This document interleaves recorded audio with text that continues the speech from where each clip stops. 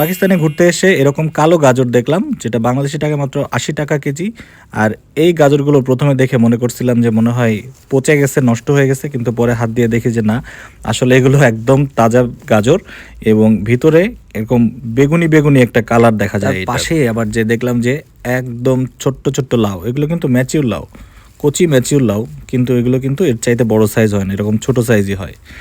তারপরে এখানে পাইছে হচ্ছে লাল গাজর, এটার দাম ৩৫ টাকা ৩০ টাকা মতো বাংলাদেশি টাকায়।